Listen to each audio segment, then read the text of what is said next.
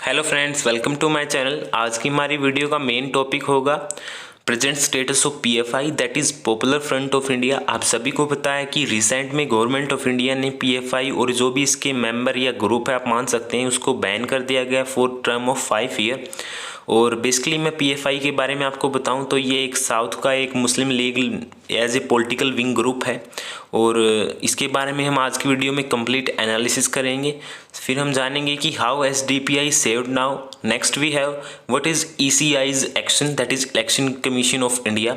And last में हम समझेंगे एसडीपीआई व्यू के बारे में। ठीक है, so without any ado let's start our today's video. So basically अगर हम रिसेंट न्यूज़ को समझें, जो हमारी इंटेलिजेंस एजेंसी है दैट इज़ एनआईए, उसने 5 साल के लिए जो पीएफआई और जो भी इसके एफिलिएटेड ग्रुप हैं ऑर्गेनाइजेशन है उसको क्रैकडाउन कर दिया गया है।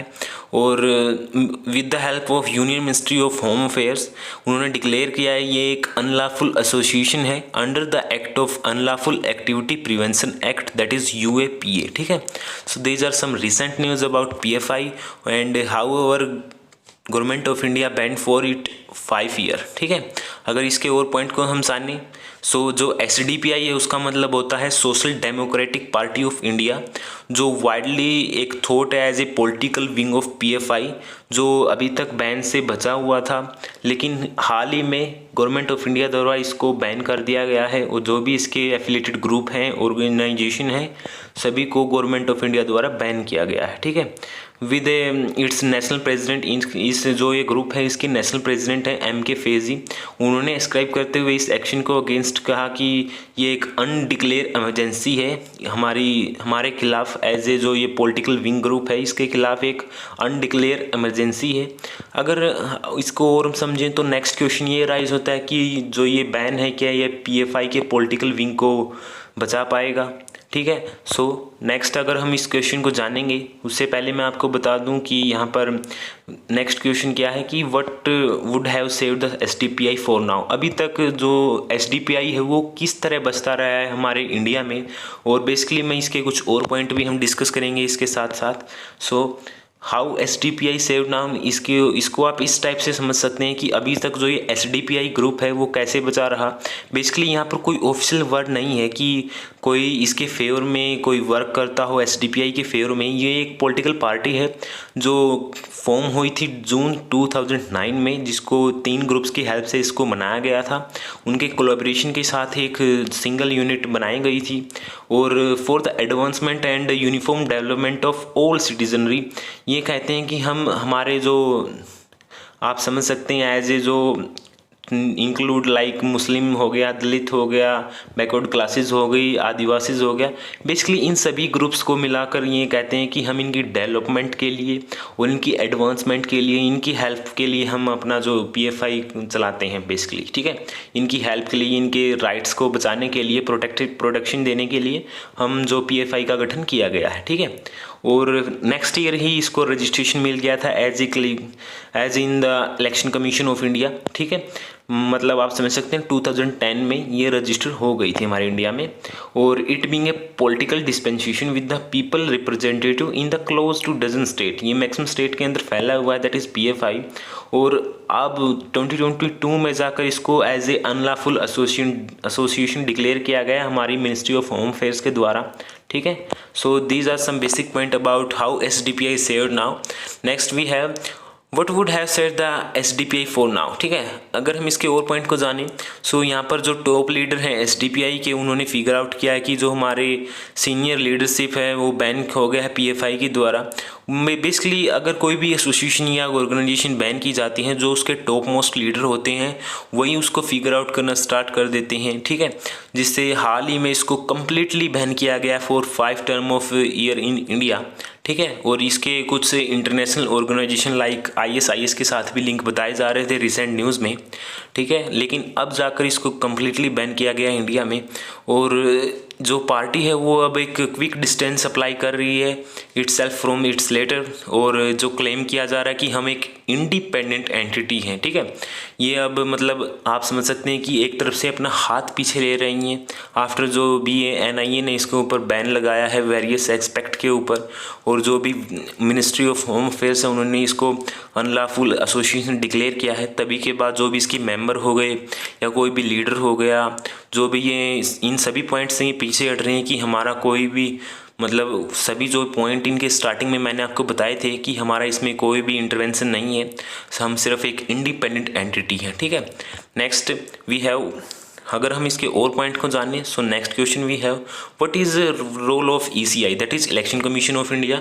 सो ECI का एक्शन कुछ इस प्रकार से है कि आप समझ सकते हैं कि कैसे ECI इसके अगेंस्ट एक्ट किया है। सो ECI एक largely powerless to do deregistration active political parties, ठीक है, leave alone recommending ban of them, ठीक है।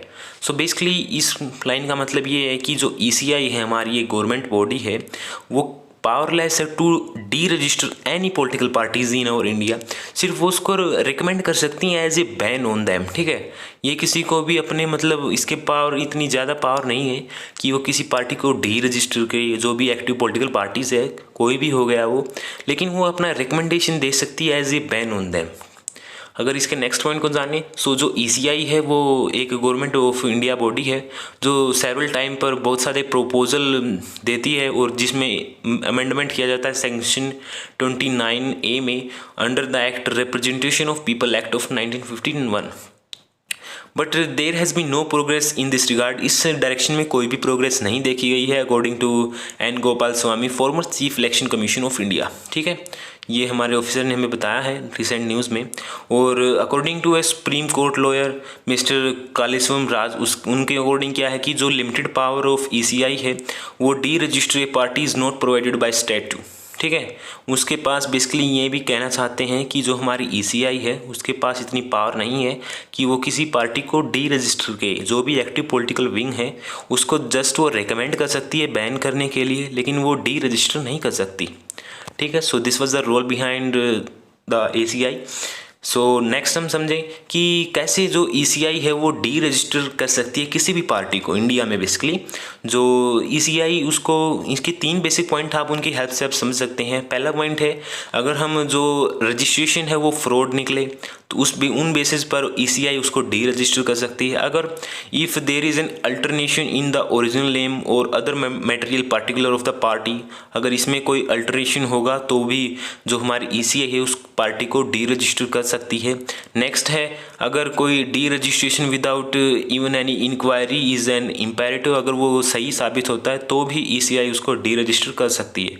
For example if the registration of the political party can't be continued for the very party become unlawful by declaration, ठीक है। अगर वो unlawful declare कर दी जाती है तभी आप समझ सकते हैं कि ECI किसी भी पार्टी को डी रजिस्टर का एक टैग या नाम दे सकती है, ठीक है। अगर नेक्स्ट समझें जो ECI है वो उसके पास इतनी पावर नहीं है बेसिकली, लेकिन इन सभी पॉइंट को ध्यान में रखते हुए, इन सभी ग्राउंड्स को माइंड में रखते हुए, इन सभी जो मैंने आपको 3 पॉइंट बताए हैं इनके बेसिस पर ECI किसी भी पार्टी को डी रजिस्टर कर सकती है, ठीक है। So this was the way by which ECI can D register A party. Next है हमारे पास जो लास्ट पॉइंट है हमारा, दैट इज़ SDPI का व्यू क्या है इसके बारे में। बेसिकली जो SDPI का व्यू है वो कुछ इस टाइप से है। बेसिकली जो SDPI है वो half on independence and insist that it's steadfastly focused on social democracy. अब देख सकते हैं आप कैसे जो वो लोग equal representation of all backward section के बारे में बात कर रहे हैं कि हमारा जो मेन एम है वो सभी बैकवर्ड सेक्शन को रिप्रेजेंट करने का है, उनको इक्वल अपॉर्चुनिटी, इक्वल राइट्स देने का है। एज ए इंडिपेंडेंट जो हम सोवरेन हमारी कंट्री है उनके बेसिस पर वो शो करते हैं कि हम सभी को इक्वल रिप्रेजेंटेशन देते हैं, सभी बैकवर्ड सेक्शन को। और अराउंड अगर हम बात करें so identify at least 60 constituency where Muslim Dalit alignment could work from where to contest the Lok Sabha election of 2024। So जो ये पॉलिटिकल विंग है बेसिकली इन्होंने स्टार्ट कर दिया था फॉर्मेशन के टाइम से ही, जो इलेक्शन होते हैं लोकल लेवल पर भी उसमें अपना पार्टिसिपेशन देना। तो उसी टाइम से इन्होंने स्टार्ट किया था। और जो इनके मेन हेड है अशरफ मौलवी, द पार्टी केरला प्रेसिडेंट, उन्होंने was it's financial, ideological and functional transparency के बारे में भी बात की है और स्ट्रेस करते हुए बताया है कि पार्टी वर्क करती है इंडिया के प्लूरलिज्म के लिए और एज ए वो कॉन्स्टिट्यूशन गारंटी भी प्रोवाइड करती है इंडिया में। ठीक है, so these are some basic point और SDPI view about after the ban for the 5 years by the election commission of India. ठीक है, so these are some basic point and this is the role for of ECI in the ban of